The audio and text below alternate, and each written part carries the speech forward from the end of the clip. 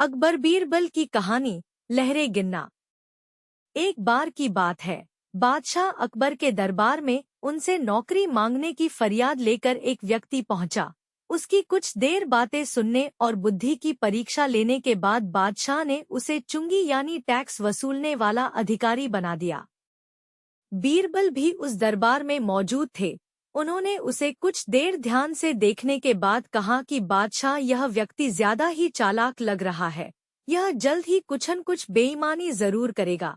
होते होते कुछ समय गुजरा और तब तक उस व्यक्ति ने टैक्स वसूलने का काम पूरी तरह संभाल लिया था।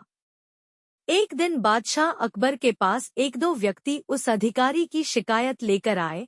शिकायतें मामूली थी, इसलिए उन पर ज्यादा किसी ने ध्यान नहीं दिया। उसके बाद रिश्वत लेने और जनता को परेशान करने के आरोप भी उस अधिकारी पर लगने लगे। इतनी शिकायतें आने पर बादशाह ने सोचा कि इसका तबादला ऐसी जगह कर देता हूँ जहाँ इसे बेईमानी करने का मौका ही न मिल पाए। इतना सोचते ही बादशाह ने फैसला किया कि उसे अस्तबल का मुंशी बनाया जाएगा। फिर अकबर ने मन में कहा कि अब घोड़ों की लीद उठवाने के काम में ये क्या ही बेईमानी कर पाएगा। वहां मुंशी के पद पर पहुंचते ही उस व्यक्ति ने फिर रिश्वत लेना शुरू कर दिया। उसने सीधे घोड़े की देखभाल करने वालों से कह दिया कि तुम लोग घोड़ों को कम दाना पानी खिलाते हो। इसका पता बादशाह को चला है, इसलिए मुझे लीद को तोलने के लिए भेजा है। अब अगर लीद का वजन कम हुआ तो सबकी शिकायत बादशाह से कर दूंगा।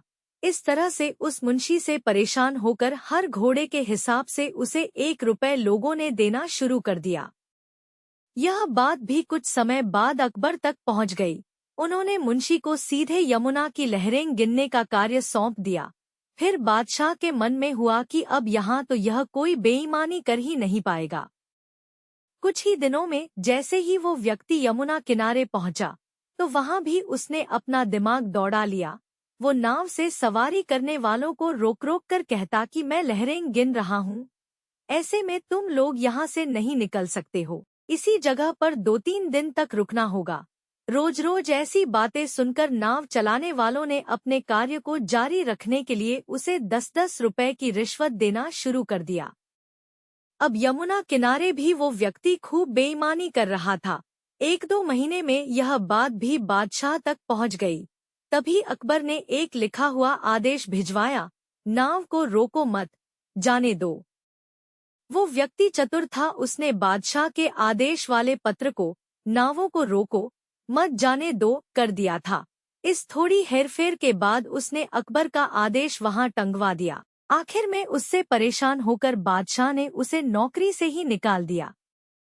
तभी बादशाह को बीरबल की बात याद आ गई कि ये आदमी बेईमानी जरूर करेगा।